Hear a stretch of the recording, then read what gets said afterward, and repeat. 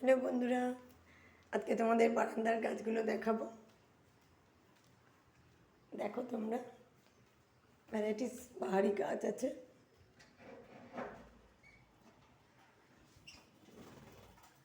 এই যে বৃষ্টির জলে বেশ প্রাণ পেয়েছে গাছগুলো। এই যে বাটারফ্লাই, মানি প্ল্যান্টটাও বেশ বেড়ে উঠেছে।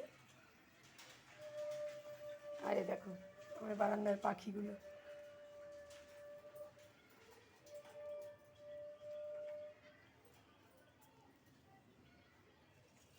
এই যে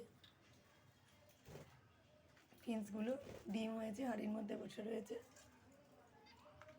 আর এগুলো ভর্তি ভ্যারাইটিস কালার আছে।